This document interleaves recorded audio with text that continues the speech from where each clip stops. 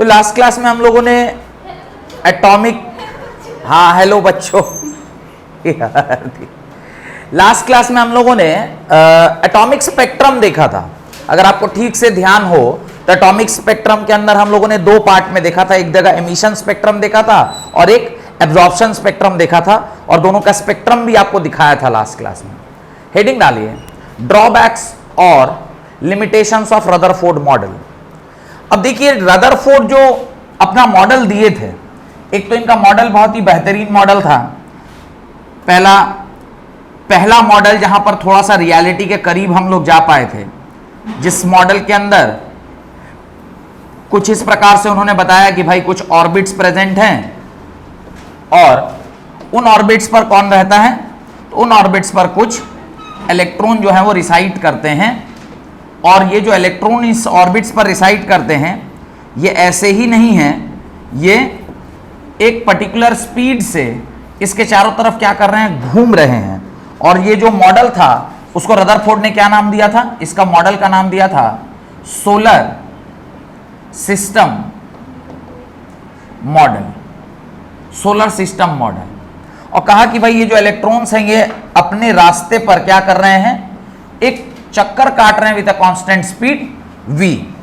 इन्होंने जो भी कहा था बहुत सही कहा, सब सही चल रहा था, लेकिन जो रिसेंट डेवलपमेंट हुआ, development by what, development by Planck की quantum theory, Planck quantum theory और James Clerk Maxwell, James Clerk Maxwell, इन दोनों ने जो अपनी एक थ्योरी दी उसके आधार पर रदरफोर्ड का ये मॉडल जो है वो क्या हो गया, फेल कर गया। अब इसका फेल्योर क्या है उसको हम लोग एक एक करके समझते हैं। तो सबसे पहला फेल्योर है, the first failure is he could not explain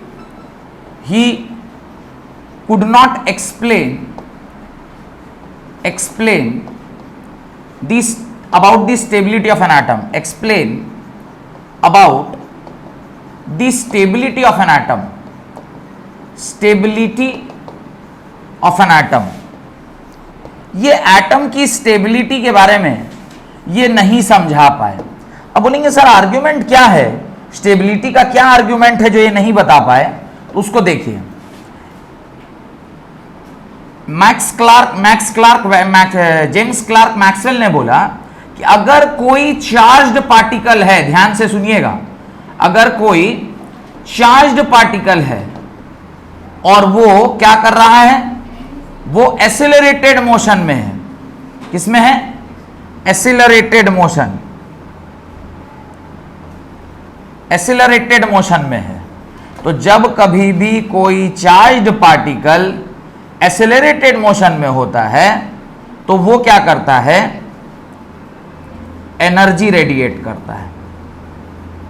ये आर्गुमेंट किसने दिया, जेम्स क्लार्क मैक्सवेल ने बोला। क्या बोला, जब कभी भी कोई चार्ज्ड पार्टिकल, अब हमारे पास चार्ज पार्टिकल कौन है, हमारे पास चार्ज पार्टिकल कौन है, ये हमारे पास चार्ज पार्टिकल इलेक्ट्रॉन है, ये हमारे पास चार्ज पार्टिकल कौन है, इलेक्ट्रॉन है।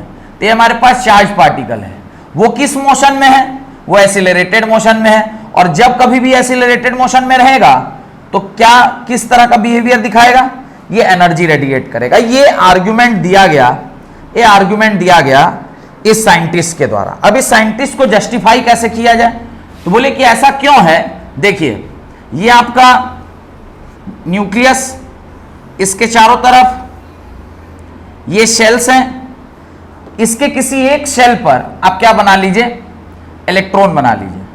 अब ये इलेक्ट्रॉन जो है ये किसी मोशन में है, यहां पर इसका स्पीड भी है, थोड़े क्षण के बाद ये कहां पहुंचेगा, यहां पहुंचेगा, फिर थोड़े क्षण के बाद यहां पहुंचेगा और थोड़े क्षण के बाद यहां पहुंचेगा। जब ये ऐसे अलग अलग जगह से मूव कर रहा था, यहां पर ऐसे मूव कर रहा है, यहां ऐसे मूव कर रहा है, यहां ऐसे मूव कर रहा है, इन सब का स्पीड सेम है, इन सब का क्या है, स्पीड सेम है। लास्ट क्लास में ही मैं आपको पढ़ा रहा था, क्या पढ़ा रहा था कि अगर किसी बॉडी का स्पीड कांस्टेंट हो। देखिए स्पीड कांस्टेंट है, इस बॉडी का स्पीड सेम है ना, बॉडी एक ही स्पीड से मूव कर रही है, तो speed is equal to V which is equal to what, constant है। स्पीड तो कांस्टेंट है, लेकिन क्या इसका डायरेक्शन हर क्षण बदल रहा है? इसका डायरेक्शन हर टाइम पे चेंज हो रहा है। यहां पर इसका डायरेक्शन इधर है, यहां इधर है, तो direction is changing, direction is changing. और अगर डायरेक्शन चेंज करेगा तो क्या होगा? डायरेक्शन चेंज होगा तो क्या होगा? बॉडी वेलोसिटी, यानी जो ऑब्जेक्ट है उसकी वेलोसिटी चेंज हो रही है। एक्सेलरेशन का फॉर्मूला क्या पढ़े हैं? Acceleration is equal to change in velocity by change in time period. Change in velocity में अब देखिए यहां का ये वेलोसिटी चेंज हो रहा है क्या? यहां का वेलोसिटी चेंज हो रहा है, velocity is changing, velocity is changing. और अगर मेरा वेलोसिटी बदलेगा तो क्या मैं कह सकता हूं कि बॉडी किस में है? एक्सेलरेटेड मोशन में। बॉडी किस में है? एक्सेलरेटेड मोशन में है। तो बॉडी हमारी किस में है? Accelerated motion. यानी ये जो इलेक्ट्रॉन जो इसके चारों तरफ परिक्रमा कर रहा था वो किस में आ गया? एक्सेलरेशन में। चार्ज पार्टिकल तो था ही, क्यों? क्योंकि ये क्या है? इलेक्ट्रॉन है। तो ये इलेक्ट्रॉन है और ये इलेक्ट्रॉन है और ये चार्ज पार्टिकल है, यानी एक्सीलरेटेड मोशन में है। तो उसने क्या बोला है जेम्स क्लार्क मैक्सवेल ने कि वो क्या रेडिएट करेगा? एनर्जी रेडिएट करेगा। अब अगर वो एनर्जी रेडिएट करेगा, ध्यान से देखिए, ये हमारा एटम, ये शेल्स, इन शेल्स में से किसी एक शेल में क्या रखा हुआ है? इलेक्ट्रॉन रखा है।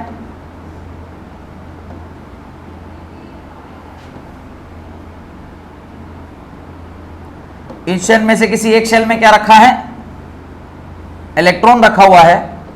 अब ध्यान से देखिए, अगर ये एक्सेलरेटेड मोशन में है तो ये एनर्जी रेडिएट करेगा, और एनर्जी रेडिएट करेगा तो इसका जो पाथ है वो अब सर्कुलर नहीं होके क्या हो जाएगा?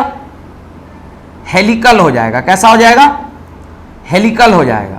और हेलिकल होने की वजह से वो एक टाइम पर जाके क्या हो जाएगा? इसमें टकरा जाएगा। अब इसका पाथ क्या हो जाएगा? येलो वाला पाथ होगा कि जो दूसरा कलर है वो वाला पाथ होगा? ये वाला पाथ होगा कि ये वाला पाथ होगा?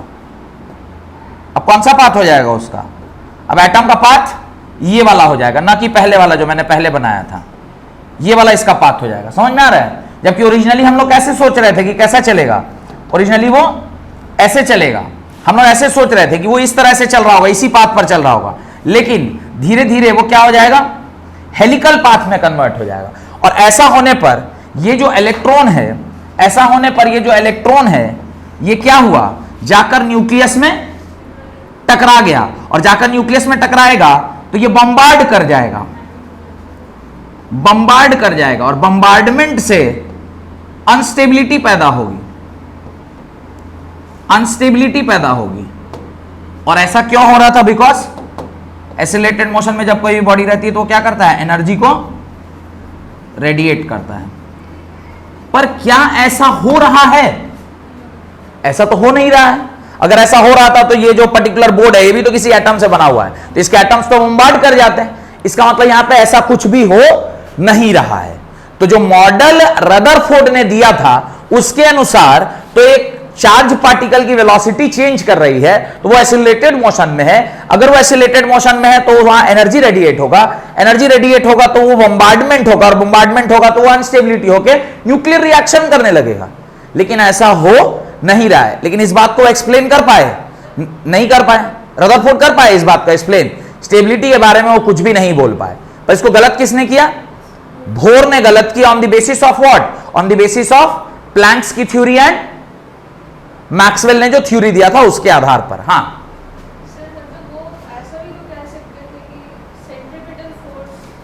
अभी वो आर्ग्यूमेंट तो भोर बताएंगे ना हम लोगों को। हाँ वो अभी भोर बताएंगे, लेकिन अभी तो पहले फेल करेंगे तब ना भोर की थ्योरी आएगी। अभी भोर ने इसको फेल कर दिया। मतलब ये ऐसा बोले है क्या आप बकवास कर रहे हैं, ऐसा ऐसा ऐसा हो तो बम बम की तरह फटना चाहिए। अनस्टेबल है हमारा आइटम, आपका कोई एक्सप्लेनेशन नहीं है इसके ऊपर। डन। तो पहला आर्ग्यूमेंट जो है वो लिख लीजिए। अकॉर्डिंग स्टेटमेंट भी लिखेंगे, लिखिए स्टेटमेंट पे, ये सब लिख लीजिए उसका, जल्दी जल्दी स्टेटमेंट लिखिए, इसे बना लिए जल्दी जल्दी, चलिए जल्दी बनाइए। तो उसके बाद स्टेटमेंट लिखवा दे रहा हूं।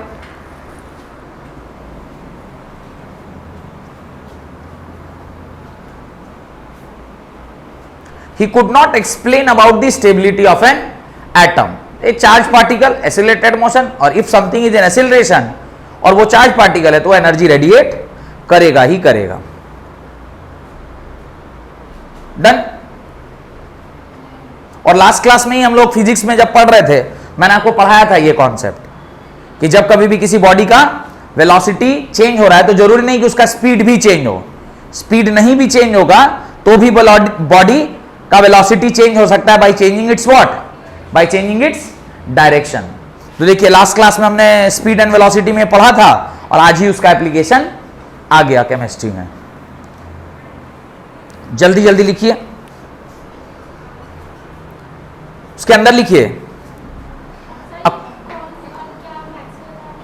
James Clerk Maxwell, James Clerk Maxwell scientist का नाम था, James Clerk Maxwell.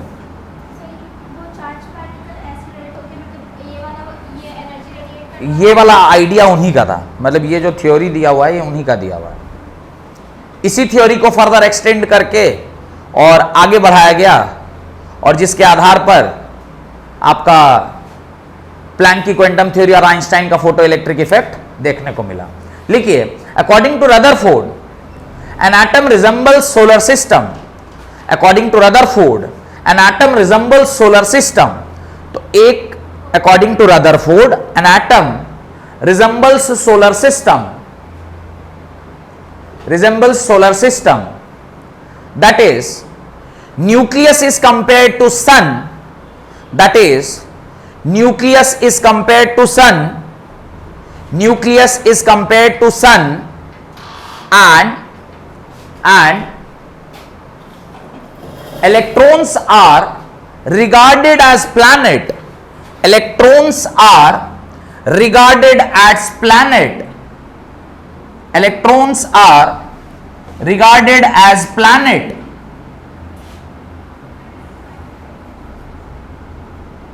electrons are regarded as planet which revolves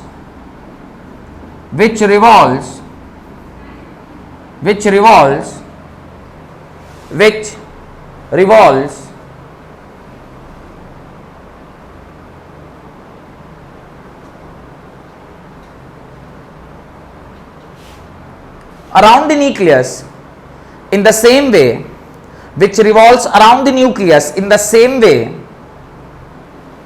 as the planet around the sun, as the planet around the sun, around the nucleus which moves around the nucleus in the same way as the planet around the sun।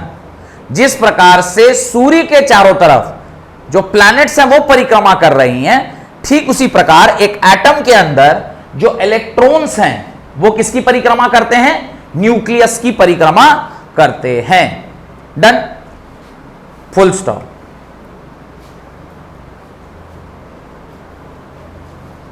In an orbit, paragraph change करके लिखिए, इन an orbit the electron moves with constant speed, in an orbit the electron moves with constant speed,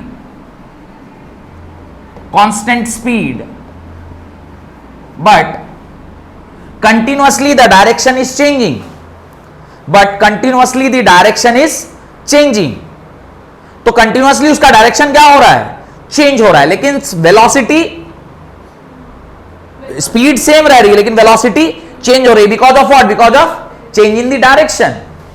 in an orbit an electron moves with constant speed but the direction changes, due to which the velocity also changes. Full stop. According to the radiation theory of Maxwell, पूरा नाम क्या था Maxwell का, James Clerk Maxwell. According to the radiation theory of Maxwell, क्या बोला Maxwell ने जब कभी भी कोई चार्ज पार्टिकल एक्सिलरेटेड मोशन में होगा तो वो क्या रेडिएट करेगा? एनर्जी रेडिएट करेगा। ये कहानी किसने बताई? This is according to radiation theory of Maxwell. तो ये जो आर्ग्यूमेंट दिया हुआ है ये किसके द्वारा दिया गया है? मैक्सवेल के द्वारा। और इस आर्ग्यूमेंट को क्या बोलेंगे? Radiation theory of Maxwell. According to radiation theory of Maxwell, the charge particle when accelerated must emit energy as electromagnetic radiation, must emit energy as electromagnetic radiation। तो जब कभी भी कोई चार्ज पार्टिकल किसी भी पर्टिकुलर किसी भी एक्सिलरेटेड मोशन में होगा तो वो इलेक्ट्रोमैग्नेटिक रेडिएशन को in the form of electromagnetic radiation, तो वो इलेक्ट्रोमैग्नेटिक रेडिएशन की फॉर्म में एनर्जी रिलीज करेगा। डन। दिस मीन्स, इसका क्या मतलब है? इसका मतलब है जब कभी भी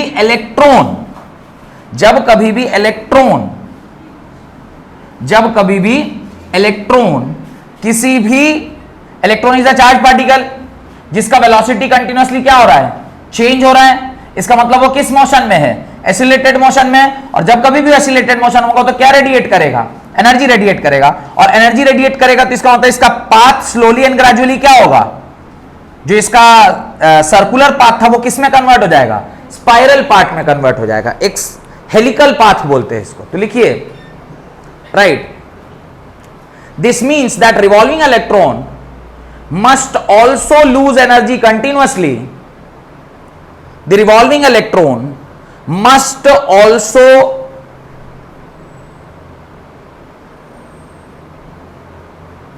radiate energy continuously in the form of electromagnetic radiation. Radiate energy continuously in the form of electromagnetic radiation.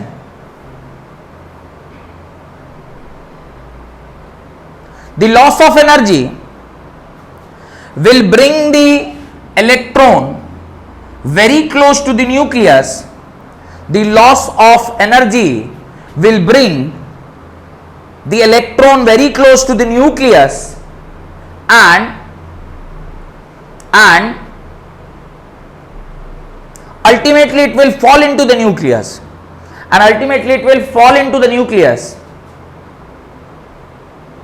following a spiral path. Ultimately it will fall into the nucleus by following spiral path. But we all know atom is quite stable. Spiral path. But we all know atom is quite stable. And Rutherford could not counter Maxwell's theory. Rutherford could not counter Maxwell's theory. तो इस Maxwell की theory का Rutherford के पास कोई जवाब नहीं था।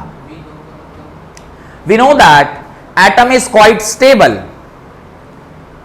in nature and Rutherford could not counter the Maxwell theory. तो मैक्सवेल की थ्योरी का कोई काउंटर आर्गुमेंट रदरफोर्ड के पास नहीं था। ये इसका फर्स्ट ड्रॉबैक था। अब हम लोग कहां जा रहे हैं? इसके सेकंड ड्रॉबैक पे। लिखिए सेकंड ड्रॉबैक, पॉइंट नंबर 2। ये वाला डायग्राम जरूर बनाइएगा अपनी कॉपी में, ये मस्ट है। अगर आप अनस्टेबिलिटी ऑफ एटम दिखा रहे हैं तो ये स्पाइरल पाथ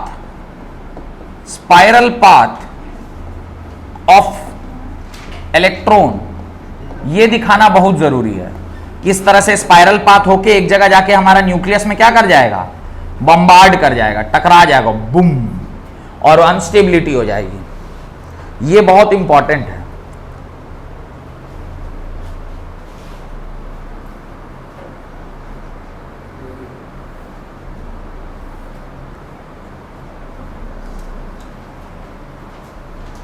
डन। बढ़े आगे, जल्दी जल्दी बनाइए। पॉइंट नंबर 2, पॉइंट नंबर 2 जो कि सेकेंड ड्रॉबैक था। अब सेकेंड ड्रॉबैक ये है, लिखिए, it was unable to explain the electronic structure, he was unable to explain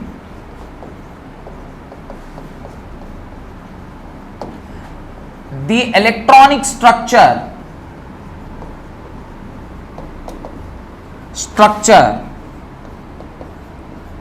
of atom, structure of atom. ये एटम का इलेक्ट्रॉनिक स्ट्रक्चर के बारे में कोई आइडिया नहीं दे पाए। कोई आइडिया मतलब क्या? ये तो बताए कि एक न्यूक्लियस है, उसके चारों तरफ ऑर्बिट हैं, उन ऑर्बिट्स में इलेक्ट्रॉन रहते हैं, उन ऑर्बिट्स पर इलेक्ट्रॉन रहते हैं, ये सब उन्होंने सब बताया। पर यह बात नहीं बताए कि किस ऑर्बिट में कितने इलेक्ट्रॉन होंगे, और जो इलेक्ट्रॉन किसी पर्टिकुलर ऑर्बिट में एग्जिस्ट कर रहा है उसकी एनर्जी कितनी होगी। यह सब कुछ बताया, इसके बारे में कोई आइडिया नहीं दिया। क्या क्या चीज का आइडिया नहीं दिया? एक तो कि किस ऑर्बिट में कितने इलेक्ट्रॉन रहेंगे, इसका कोई आइडिया नहीं दिया। जबकि आप जानते हैं, जब आप क्लास 9th में पढ़ रहे थे तो आपने सोडियम का कॉन्फ़िगरेशन जब लिखा होगा 11, तो ऑलवेज आप लिखेंगे 281। तो 281 आप कैसे लिखे? फर्स्ट सेल में कितना इलेक्ट्रॉन? 2 इलेक्ट्रॉन। सेकंड सेल में 8, थर्ड सेल में 18, ऐसे 2 8 18 करके आप पढ़े थे, याद है ना, क्लास 9th में पढ़े थे। तो अब ये बात तो इन्होंने नहीं बताई कि भाई किस सेल में हमारा कितना इलेक्ट्रॉन रहेगा, इलेक्ट्रॉन कहां पर सिचुएटेड है, इलेक्ट्रॉनिक स्ट्रक्चर के बारे में नहीं बताया कि कुछ एक सर्कुलर पाथ में इलेक्ट्रॉन क्या कर रहा है, चारों तरफ उसके घूम जरूर रहा है, कहां है, कितने नंबर में है, उसकी क्या एनर्जी है, इसके बारे में कोई भी बात वो नहीं बता पाए। तो लिखिए, Rutherford established the presence of electron in, he established the presence of electron in extranuclear space, presence of electron in extra nuclear space. वो ये बात बताए हम लोगों को कि इलेक्ट्रॉन कहां पर स्थित है, एक्स्ट्रा न्यूक्लियर स्पेस में है, पर वो ये बात बिल्कुल ही नहीं बता पाए। Did not provide, point number अगला लिखिए, extra nuclear space, but did not provide any information,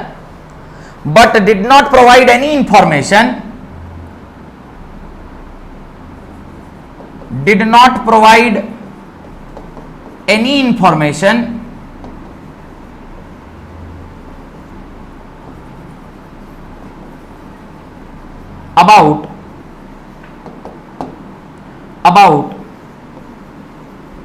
the position of electron and the energy possessed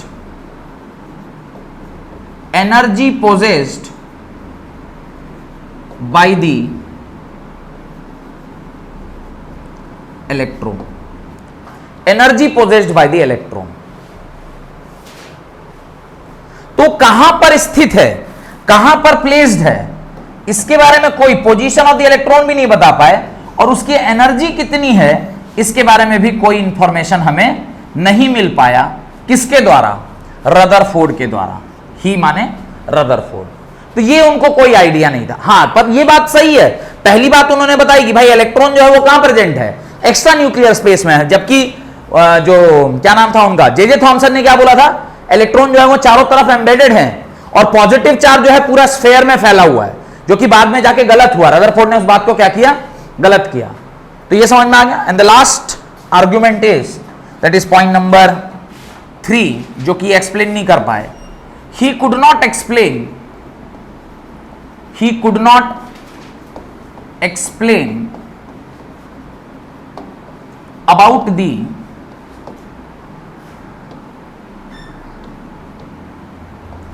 about the atomic spectrum atomic spectrum of atom, उसमें भी खास करके कौन सा, हाइड्रोजन एटम। तो atomic spectrum के बारे में कोई इंफॉर्मेशन ये लोग भी ये नहीं दे पाए, जबकि एटॉमिक स्पेक्ट्रम के बारे में किसने बात किया, स्पेक्ट्रम किसने बताया, रेडबर्ग ने। रेडबर्ग ने स्पेक्ट्रम के बारे में बताया ना जी। रेडबर्ग का स्पेलिंग क्या बताए थे, आर बर्ग। रेडबर्ग ने बाकायदा इक्वेशन दिया हुआ है, 1/λ which is equal to wave number is equal to r into Z square 1/n1 square minus 1/n2 square, where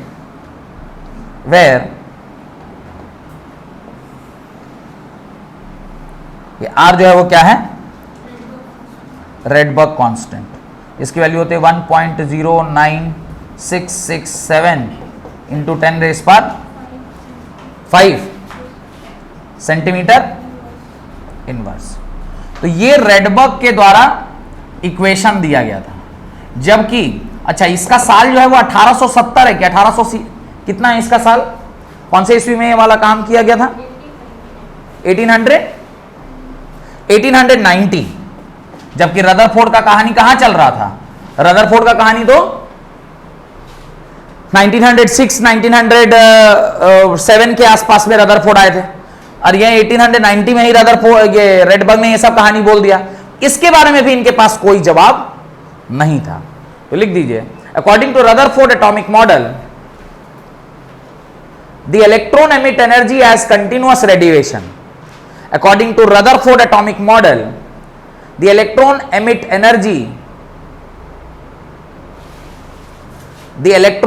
energy as continuous radiation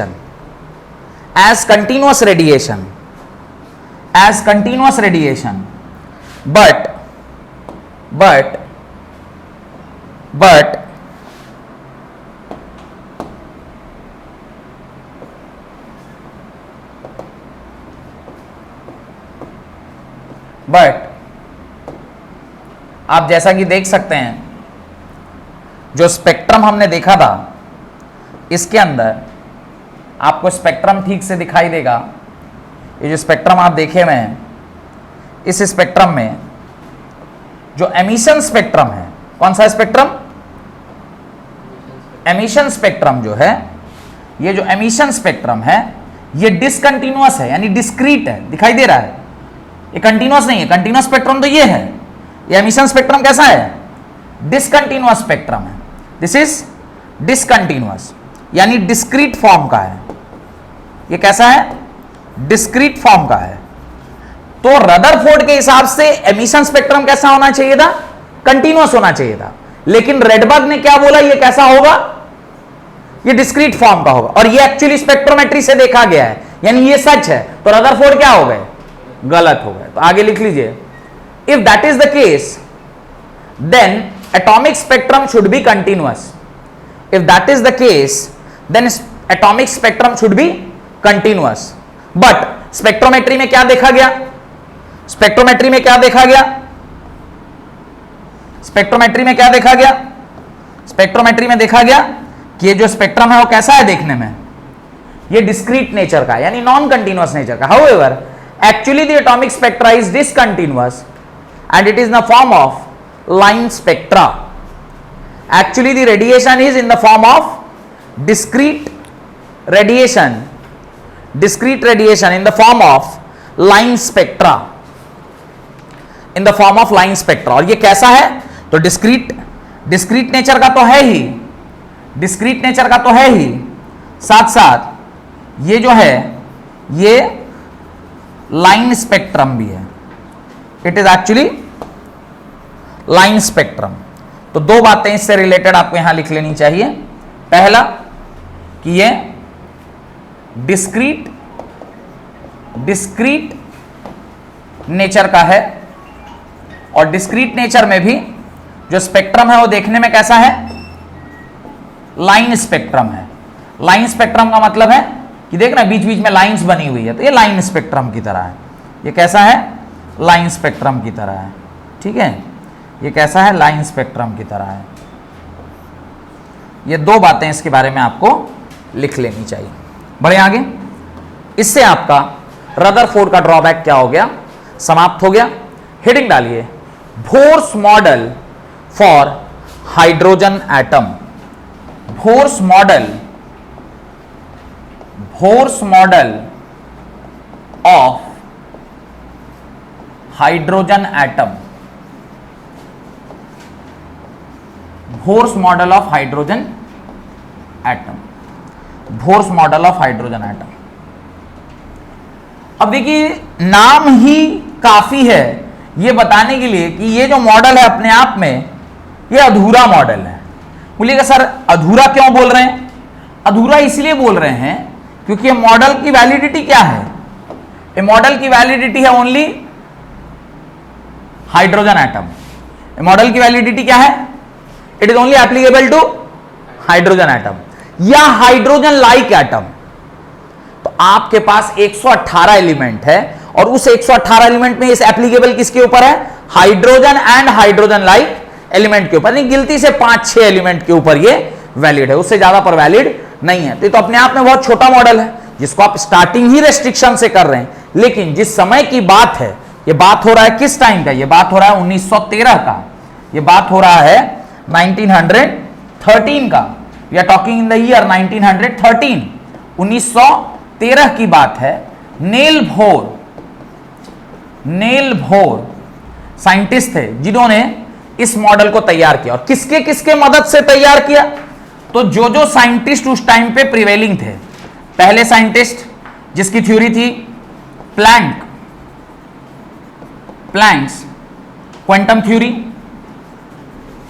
Planck की क्वांटम थ्योरी। दूसरा मैक्सवेल की radiation theory.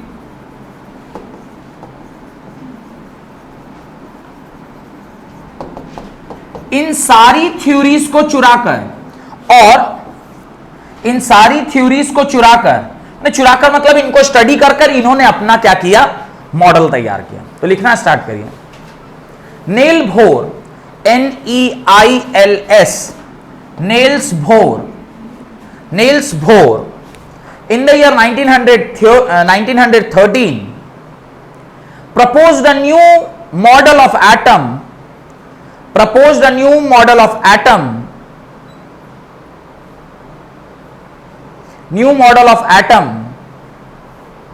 on the basis of two theories. कौन सी theory? Planck की quantum theory and Maxwell की radiation theory. तो इन दो theory के आधार पर बोर ने अपना मॉडल तैयार किया। और सबसे अच्छी बात या मैं कहूं इस थ्योरी की सबसे बड़ा ड्रॉबैक है कि it is only applicable to what? Hydrogen and hydrogen like atom. अब आप कहेंगे सर ये बार बार आप कह रहे हैं hydrogen and hydrogen like atom, ये क्या है हाइड्रोजन या हाइड्रोजन लाइक एटम? समझिए व्हाट इज। तो इसका एक इंपॉर्टेंट पॉइंट है, this theory is applicable, this model of atom,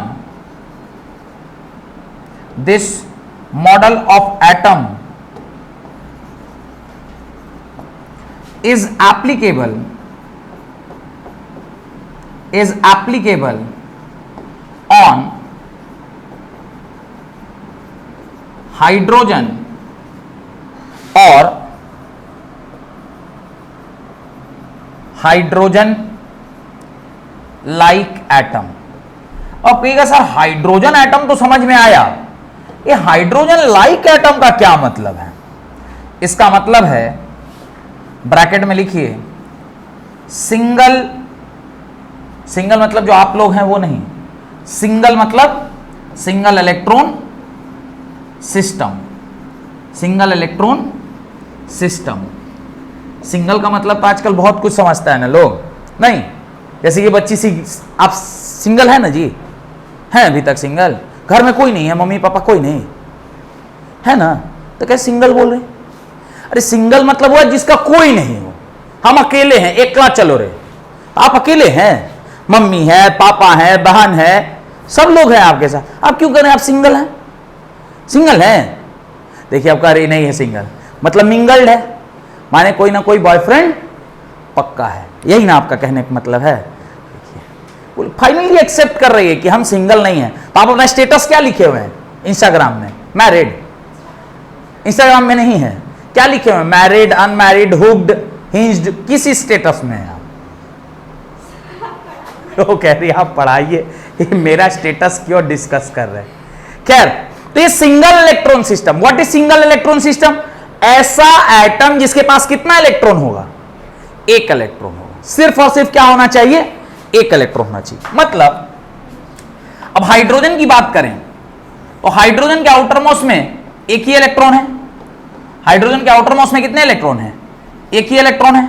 लेकिन अगर मैं लिथियम की बात करूं, सॉरी पहले हम लोग हीलियम की बात करते हैं। हीलियम के आउटर मोस्ट में कितने इलेक्ट्रॉन है?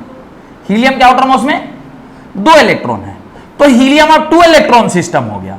इस पे वैलिड नहीं होगा, इसको किस में कन्वर्ट होना पड़ेगा? इसको कन्वर्ट होना होगा He+। He+ हुआ तो इसके आउटर मोस्ट में अब कितने इलेक्ट्रॉन हो जाएंगे? He+ हो गया तो इसके आउटर मोस्ट में अब एक ही इलेक्ट्रॉन होंगे। He+ हो गया तो इसके आउटर मोस्ट में अब कितने इलेक्ट्रॉन होंगे? एक इलेक्ट्रॉन। अब ये क्या बन गया? बोर के एटॉमिक मॉडल का सिस्टम बन गया। तो या तो हाइड्रोजन या फिर किसके ऊपर? हीलियम प्लस के ऊपर। इसके आगे और कौन हो सकता है? इसके आगे कौन हो सकता है? लिथियम। लिथियम के आउटर मोस्ट में कितने इलेक्ट्रॉन होते हैं?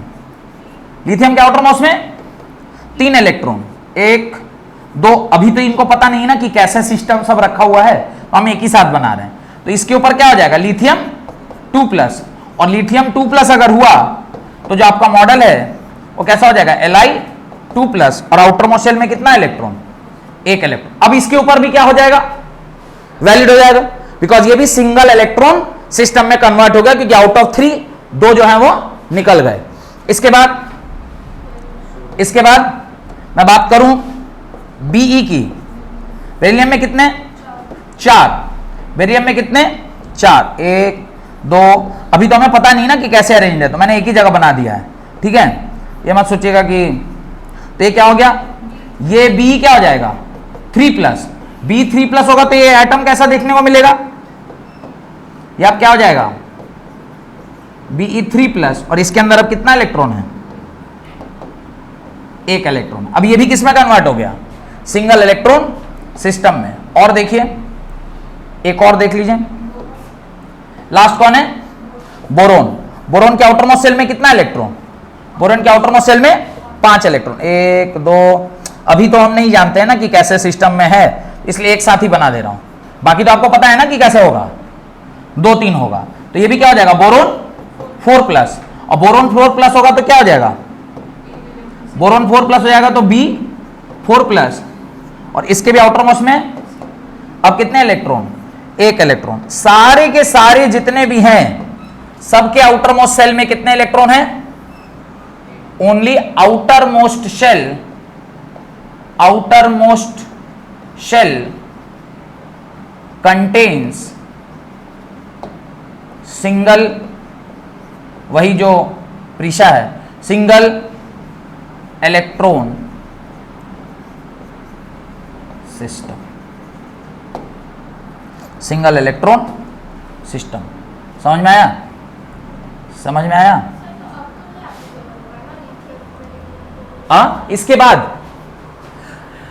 इसके बाद भी जहां तक जा सकता है। अभी की इसके बाद का कोई थ्योरी डेवलप नहीं हुआ है कि जो मल्टी इलेक्ट्रॉन सिस्टम पर बता दे कि उसका स्पेक्ट्रम कैसा होगा। अभी कोई थ्योरी ऐसी आई नहीं है जो और किसी स्पेक्ट्रम को दिखा दे कि वो स्पेक्ट्रम कैसा होगा। खैर, तो इस बात को आप लिखिए। ये पहला पॉइंट लिख लिए थे ना कि वो प्लैंक की क्वांटम थ्योरी और इसके ऊपर आधारित है। ये कहानी लिख लीजिए, इसको लिखने से पहले कहानी लिखिए। It is primary applicable to It is primarily applicable to hydrogen and hydrogen like species.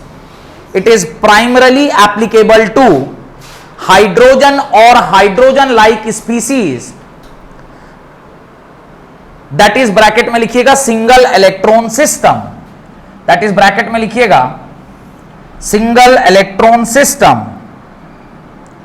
That is bracket में लिखिएगा सिंगल इलेक्ट्रॉन सिस्टम. ब्रैकेट में लिखिएगा सिंगल इलेक्ट्रॉन सिस्टम. हाँ बोलिए. क्या बोले बाबू? अरे अभी तो किसी ने आज तक इलेक्ट्रॉन को देखा ही नहीं है. Till date nobody has seen electron. सब थ्योरी है, सब कथा कहानी किससे हैं, इसमें तो कुछ सार नहीं बाबा. कोई आज तक नहीं देखा है कि इलेक्ट्रॉन होता कैसा है, इलेक्ट्रॉन देखने में कैसा है, कहां है. अब ये हाइजेनबर्ग की अनसर्टेनिटी प्रिंसिपल आएगी, वो हाइजेनबर्ग बोलेंगे कि आप किसी इलेक्ट्रॉन को देख ही नहीं सकते. तो ये सब एक कहानी है, सब कथा कहानी किस्सा है, कुछ भी इसमें सार नहीं है. ये सब चल रहा है, ऐसे सब पढ़ रहे हैं हम लोग. हाइजेनबर्ग जाके सही बात बताएगी. अरे बेहुदा कहां तुम पढ़ा हुआ है, कोई देखा है आज तक इलेक्ट्रॉन को? आज तक नहीं देखा है. 2024 तक भी इलेक्ट्रॉन को देखना मुश्किल काम है.